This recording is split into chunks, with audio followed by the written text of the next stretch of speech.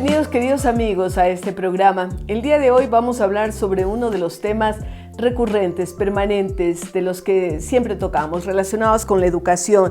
Y en esta oportunidad hablaremos sobre aprender con la naturaleza. Hablaremos sobre una propuesta educativa concreta, innovadora, que invita a descubrir cómo conectar el aprendizaje con los contextos locales, cómo volver a mirar el entorno como un aula viva y cómo educadores y estudiantes deben capacitarse permanentemente. Este enfoque parte y conecta ese aprendizaje con la sostenibilidad, el pensamiento crítico, la equidad y prepara a los estudiantes no solo para aprobar exámenes, sino también para transformar el mundo. Vean ustedes qué demandante y qué importante este sistema. Y para ello pues vamos a tener 3 personas relacionadas con lo que significa ecoeducarte y vamos a empezar con Richard Knaff. Richard tiene una licenciatura en Historia y en Español y también una maestría en Desarrollo Internacional. Tiene más de 30 años de experiencia en programas de educación y conservación en América Latina. Bienvenido, Richard, a este programa. Gracias, Rosalía. Muchas gracias. Qué gusto. Justamente el día de hoy habíamos conversado, nos conocimos y hablábamos sobre cómo desde el lado de la conservación, porque usted trabajó con instituciones de conservación en Galápagos y en diferentes lugares, cómo desde allí arranca una propuesta educativa. Cuéntenos un poquito de esto. Sí, pues yo no me gustó mucho mi educación básica, ¿ok? La que tuvo. Sí, que tuve en los Estados Unidos en una escuela pública, una educación bastante tradicional, y fue hasta tuve la oportunidad de participar en la transformación de una escuela en Honduras, una escuela pública típica, con expertos en este tema, que llegué a conocer otro tipo de educación que yo no sabía que existía.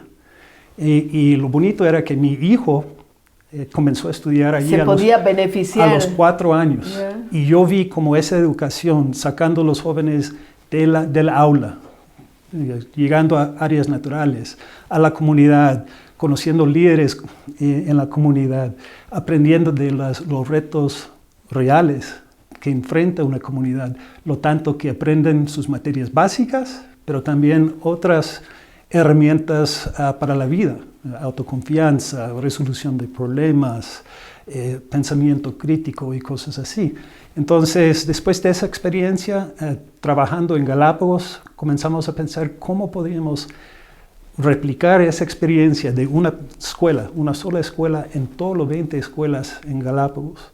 De ahí comenzó un programa, un proceso, trabajando muy de cerca con el Ministerio de Educación y organizaciones locales en Galápagos para hacer precisamente eso. Ahora, usted tuvo la experiencia también, porque llegó a América Latina como miembro del Cuerpo de Paz, sí, y estuvo en Honduras también vinculado al Zamorano, sí, ¿verdad? Entonces vio estas diferentes experiencias. Sí, vi por un lado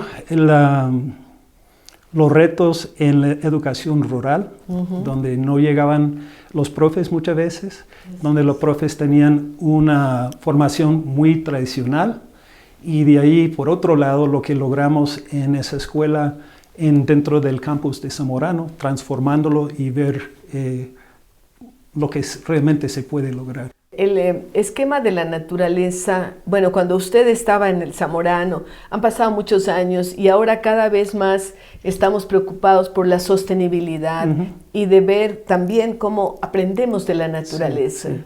Entonces, en Galápagos y en el trabajo que estamos realizando en otros países ahorita con Ecoeducar, no es solo la naturaleza. Sí exponemos a los jóvenes a las áreas naturales, de pensar en esto, de conocer más al fondo de los retos que tienen esas áreas y lo demás, pero también exponemos a los jóvenes a los retos culturales, sociales y económicos, porque esa intersección de la naturaleza, economía y cultura es lo que hace la sostenibilidad. Es decir, ustedes están desarrollando una nueva metodología. Bueno, basada, claro, en algunas experiencias. Sí, se implementa ese modelo de diferentes formas en diferentes lugares, pero nunca en Galápagos. Y es un modelo tan poderoso. Hace la educación más relevante para los jóvenes, mucho más divertidos, Y lo bonito es que la evidencia dice que ese enfoque resulta en que los jóvenes aprenden todo lo que tienen que aprender en las materias básicas, mate, ciencias sociales, lengua, lo aprenden mejor, más aprenden esas otras herramientas que mencioné anteriormente. Darles una buena base sólida de valores, de actitudes, sí, de creatividad, por allí partimos y después todo vendrá por añadidura. Exactamente. Ahora, ¿ustedes están trabajando hace cuánto tiempo en Galápagos? Bueno, yo con las dos otras personas que van a entrevistar llevamos 10 años trabajando. Comenzando ¿Y han notado ya un cambio? Yo creo que sí. En cuanto a los docentes, se mira otra actitud. Okay, realmente, porque ustedes ponen mucho énfasis en capacitación permanente a los docentes. Permanente. Durante muchos años era más de 100 horas cada año para cada docente, desde preescolar hasta finales de bachillerato en todas las materias. Y en adición a la capacitación, ofrecimos acompañamiento. Okay. Entonces, coaches o líderes pedagógicos llegan al aula para observar los procesos, la forma que enseña un docente. Después se reúne con esos docentes para darles retroalimentación y escuchar del docente cómo sentía en la clase y de ahí trabajar en mejoras.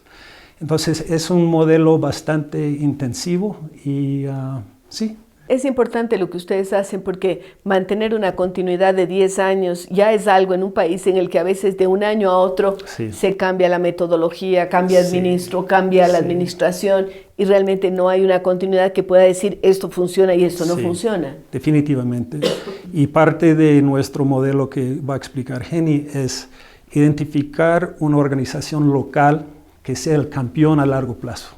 ¿Okay? No importa quién está en el ministerio, no importa la política, y hay muchas ONGs que tienen interés en educación, después no lo tienen, pero una organización que se va a dedicarse a esto a largo plazo. Eso es clave.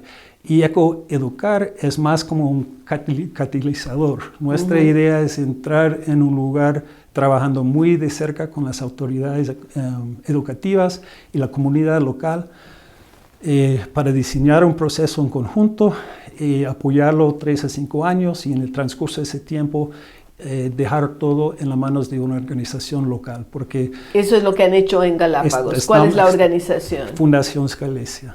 ¿Esa nace? No, esa organización ya existía y los fundadores tenían ese sueño, pero eran personas del sector privado. No sabían cómo hacerlo. Tenían el sueño, pero no tenían la forma de implementarlo. Entonces, la idea es poner esto en práctica ahorita. Y en Chile, donde estamos trabajando también, desde el primer día, estamos viendo las organizaciones locales que pueden tomar ese papel. Esas cosas tienen que nacer localmente y tienen que, ser sostenidos localmente. ¿El modelo de Galápagos está sirviendo de inspiración para lo que hacen en Chile? Sí, de todo, desde lo que nosotros llamamos la fase escucha, ese diagnóstico participativo, al más o menos los formatos de capacitaciones, sí. Pero sabemos que no se puede tomar un modelo y simplemente implementarlo en otro lado, pero los principios son iguales. ¿Cuántos profesores, estudiantes y centros educativos están siendo impactados por este sistema de Ecoeducarte en Galápagos? Bueno, en Galápagos realmente están siendo impactados 7.300 alumnos, en más de 20 escuelas en 4 islas y más de 400 docentes. Pero también hay otras organizaciones que ayudaron a arrancar esto y siguen trabajando, pero estamos trabajando con estos números. Estamos trabajando en 2 islas, donde en cada isla hay solo una escuela, Robinson Crusoe, Isla Mocha en Chile, con números mucho más chiquitos. Y el mes pasado realizamos en sociedad con nuestro aliado principal, la Fundación Educación 2020 de Chile, otro proceso, otra fase de escucha, pero en una zona mucho más grande que Galápagos. Y todavía no sabemos en primera fase cuántos profesores y alumnos van a beneficiar, pero va a ser mucho más que en Galápagos. Se dice siempre que Galápagos es el gran laboratorio natural. ¿Ustedes quieren transformarlo también en un gran laboratorio? Definitivamente, para muchos, ¿verdad? Sí, en este caso para educación, ¿verdad? Definitivamente. Imaginamos muchas organizaciones con experiencias y capacidades complementarias involucrados, pero sí nos gusta. El sueño es que los aulas de Galápagos, la forma que enseñan los docentes, lo que están aprendiendo los jóvenes, realmente sea modelo. Y con un fuerte sistema de monitoreo y evaluación, documentando impacto y ayudándonos a afinar y mejorar el modelo con el tiempo. ¿Ustedes están impactando también en infraestructura o no, solo en capacitación? No, nuestra premisa es que libros, edificios, muebles, todas esas cosas son importantes y tienen su impacto. Pero no es lo más importante. Si quieren tener un impacto, el mayor impacto es invertir en los docentes. Con el tiempo, el sueño es que Fundación Scalesia y Ecoeducar puede ayudar a identificar recursos o organizaciones que hacen esas inversiones, porque ayudamos con los docentes a mejorar la forma que enseñan lectura, por ejemplo. Pero si no hay libros para leer, es problema. Enseñamos cómo trabajar en grupos, pero si los escritorios no son aptos para trabajar en grupo o si los aulas son muy chiquitos, es muy complicado. Esas cosas son importantes y el sueño es que ese campeón local con Ecoeducar y otros pueden gestionar esas cosas, pero no es el enfoque principal. No es el objetivo fundamental. Ahora, esto requiere recursos. ¿Ustedes tienen recursos del propio Ministerio de Educación o están trabajando de otra forma? No, nosotros, la idea es siempre tener el visto bueno y el trabajo en conjunto, el mandato del Ministerio, pero no los recursos del ministerio. A veces requiere ajustes en la forma que el ministerio hace su trabajo. Por ejemplo, si estamos trabajando con líderes pedagógicos o los coaches, necesitamos el apoyo del ministerio para hacer ajustes, para que sea factible, que esa persona puede salir de su ala para ayudar a sus compañeros. Pero en términos de recursos financieros, no. Entonces dependemos mucho en individuos en los estados, en el sector privado y fundaciones. Y la Fundación Scalesia también ha recibido bastante apoyo del sector turístico en Galápagos, que mira, que mira un gran valor en esa inversión para proteger lo especial que es Galápagos.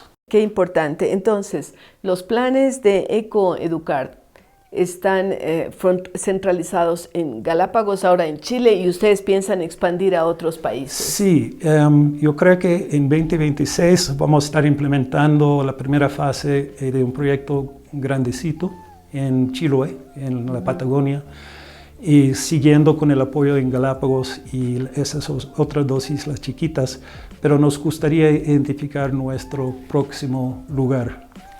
Ojalá en la costa del Ecuador, o Colombia o Panamá. Estamos abiertos a ver dónde podemos tener un impacto, no solo en unas escuelas aisladas, pero en un sistema educativo. Generar algo que pueda expandirse después. Y sostenerse después. Sí. Richard, gracias por lo que hace por el Ecuador. Me parece fantástico y hemos aprendido el día de hoy cómo una semilla plantada por alguien puede crecer y multiplicarse. Queremos agradecer por estar con nosotros y, queridos amigos, regresamos luego de una pausa.